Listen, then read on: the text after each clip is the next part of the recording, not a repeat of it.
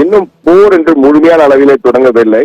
ஆனால் தற்போதைய நிலையில் பார்த்திருந்தால் கடந்த நேற்று இரவு மிகப்பெரிய ஒரு எஸ்கலேஷனை அதிகரித்திருக்கு. அதாவது அதிகரிப்பு, அதாவது பதற்றத்தை மேலும் அடுத்த கட்டத்திற்கு கொண்டு சென்றிருக்க என்றுதான் கூற வேண்டும். இதுவரை ட்ரோன்கள் மூலமாக இந்தியாவின் பல நகரங்களை தாக்குதலை நடத்தி கொண்டிருந்த பாகிஸ்தானானது நேற்று முதன்முறையாக 6 பேலஸ்டிக் மிசைல்ஸ் என்று சொல்லப்படுகின்ற சக்தி வாய்ந்த ஏவுகணைகளை பயன்படுத்தியிருக்கிறது. அதுவும் தலைநகரை நோக்கி பயன்படுத்தியதாக குறிவைத்து அந்த ஏவுகணைகளை அனுப்ப ஃபதா 1, ஃபதா 2 என்று 2 ஏவுகணைகளை பயன்படுத்தியிருக்கிறது. அந்த ஏவுகணைகளை டெல்லியை நோக்கி அனுப்பியதாக, தலைநகர் டெல்லியை நோக்கி அனுப்பியதாக குறிவைத்து வீசியதாக தகவல்கள் வந்து கொண்டிருக்கின்றன. ஆனால் இதை உறுதிப்படுத்தப்பட தகவல்கள். ஆனால் இந்த ஏவுகணைகளை, இந்த பேலஸ்டிக் மிசைல்ஸ் என்ற பேலஸ்டிக் ஏவுகணைகளை ஹரியானாவில் உள்ள சிர்சா விமானப்படை தளத்திலிருந்து நாம் அந்த ஏவுகணைகளை வழிமறைத்து இடைமறித்து அங்கேயே தாக்கி அழித்து விட்டோம் என்ற தகவல் உறுதி செய்யப்பட்டிருக்கிறது. எனவே இந்த போர், இந்த உச்சகட்ட மோதல் அடுத்த கட்டம் உச்சநிலை என்பது அந்த போர் பதட்டம் உச்சநிலையை நோக்கி சென்று கொண்டிருக்கின்றதான் கூற வேண்டும். இன்னும் அதிகாரப்பூர்வமாக போர் என்று அறிவிப்பு வரவில்லை. ஆனால் இன்று கூட 5:45 மணிக்கு காலையிலே திடீரென அவசர செய்தியாளர் சந்திப்புக்கு ராணுவம் ஏற்பாடு செய்திருந்தது. ஆனால் பிறகு அது திடீரென தள்ளி வைக்கப்பட்டிருக்கு. இன்று காலை 10 மணிக்கு வழக்கம் போல் செய்தியாளர் சந்திப்பு நடைபெறும் என கூறியிருக்கிறார்கள். ஆனால் தற்போது நிலையில் நீங்கள் பார்த்திருந்தால் ஒரு பரபரப்பான சூழ்நிலை ஏற்பட்டிருக்கிறது. காரணம், நேற்றைய தினம் இந்தியா மிக தொடர்ந்து அந்த எல்லை பகுதியில் தொடர்ந்து தாக்குதலை எல்ஓசி பகுதியிலே தொடர்ந்து ஜம்மு காஷ்மீரில் ஆரம்பித்து குஜராத் வரை உள்ள 26 இடங்களிலே ட்ரோன்கள் மூலமாகவும் பேலஸ்டிக் மிசைல் மூலமாகவும் பாகிஸ்தான் ராணுவம் தாக்குதலை நடத்தி கொண்டிருந்தது. முன் எப்போதும் இல்லாத அளவுக்கு அந்த தாக்குதல் இருந்தது என்றுதான் கூற வேண்டும்.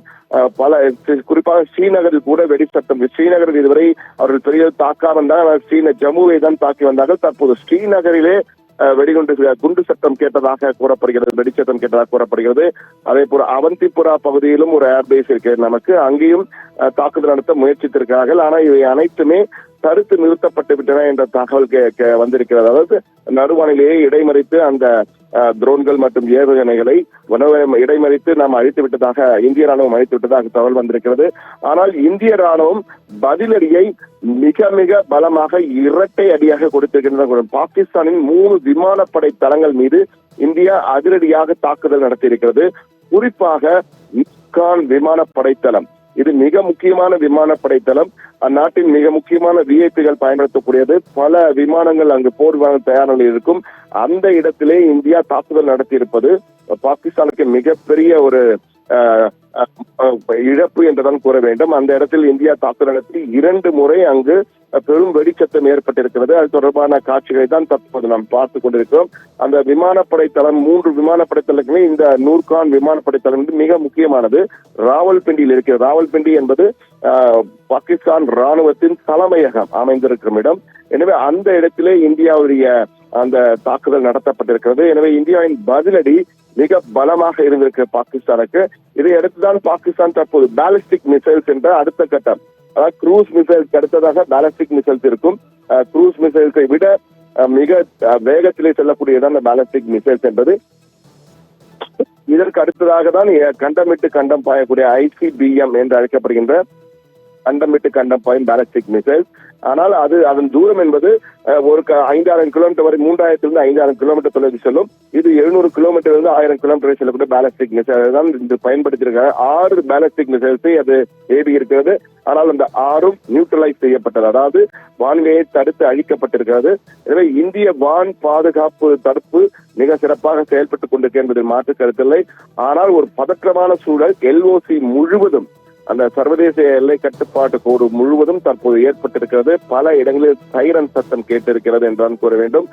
ஜம்மு ஆகட்டும், ஸ்ரீநகர் ஆகட்டும், அவந்திபுரா போன்ற பகுதிகள், அதே போன்று பஞ்சாபின் சில பகுதிகள், குஜராத்தின் சில பகுதிகள் என அந்த சைரன் சத்தம் கேட்டிருக்கிறது. அந்த அளவுக்கு பதற்றமான ஒரு சூழல் காணப்படுகிறது. இந்த சூழல் தனியுமா, ஏனென்றால் நேற்றைய தினம் தனிவதற்கு வாய்ப்பு இருக்கு என்பது போல கூறியிருந்தார்கள். ஆனால் தற்போதைய நிலையை பார்க்கும்போது இதற்கான வாய்ப்புகள் மிக குறைவு. அடுத்த கட்டத்திற்கு இந்த மோதல் நகர்ந்திருக்கிறது என்றுதான் கூற வேண்டும். அந்த அளவுக்கு பரபரப்பு ஏற்பட்டிருக்கிறது. பாகிஸ்தான் தன்னுடைய ஏர் ஸ்பேஸ், வான்வெளியை இன்று நண்பகல் வரை மூடியிருக்கிறது. அதற்கு காரணம் என்னவென்று தெரியவில்லை. ஆனால் தொடர்ந்து ராவல்பிண்டி நகரிலே பாகிஸ்தானுடைய தலைமையகம், ராணுவ தலைமையகம் இந்த ராவல்பிண்டியில் அடுத்தடுத்து குண்டு வெடிப்புகள் சத்தம் கேட்டுக் கொண்டிருப்பதாக அங்கிருந்து வரும் தகவல்கள் தருகின்றன. எனவே இந்தியா பதிலடியை தீவிரமாக்கி இருக்கிறது. முன் எப்போதும் இல்லாத அளவுக்கு பதிலடியை தற்போது 2 மடங்கு அதிகரித்திருக்கின்றதான் கூற வேண்டும். என்றால் அவர்கள் தொடர்ந்து அந்த எல்ஓசியிலே அந்த பாதிப்பை ஏற்படுத்த முயற்சிக்கிறார்கள். எனவே அதை தடுத்து இந்தியா ஒரு பக்கம் தடுத்து வருகிறது, மறுபக்கத்திலே பதிலடியும் தொடங்கி இருக்கிறது. இந்த பதிலடி மிக தீவிரமாக இருக்கும் என்பதில் மாற்று கருத்தில்லை. இன்று முற்பகலில் 10 மணி அளவிலே செய்தியாளரை சந்திக்கும் போது நேற்று நடந்தது என்ன, அடுத்து ஏன் பதிலடி அதிகமாக்கப்பட்டது, பாலிஸ்டிக் மிசைல்ஸை பயன்படுத்தியதற்காக பதிலடி அதிகப்படுத்தியிருக்கிறது என்பது குறித்தும் மற்றும் இந்தியாவில் எந்த நேரங்களில் தாக்க அவர்கள் முயற்சிக்கிறார் என்பது குறித்தும் பதிலடியின் போது அந்த செய்தியாளர் சந்திப்பின் போது மிக தெளிவாக இந்தியா விளக்கம் அளிக்கும் என்று எதிர்பார்க்கலாம். ஆனால் இந்தியாவுடைய 4 விமானப்படை தளங்களை நோக்கி குறிவைத்து அவர்கள் பாலிஸ்டிக் மிசைல்ஸை பயன்படுத்தியிருக்கிறார்கள் என்பது தற்போது தகவல்கள் தெரிவிக்கின்றன. அதற்கு பதிலடி கொடுக்கும் வகையிலே அந்த பாலிஸ்டிக் மிசைல்ஸை வானிலேயே இடைமறைத்து அழித்துவிட்டது இந்தியா. இருப்பினும் தற்போது பதிலடி மேலும் அதிகரிக்க போகிறது என்பது குறித்த செய்தியாளர் சந்திப்பின் போது விளக்க வாய்ப்பு இருக்கிறது.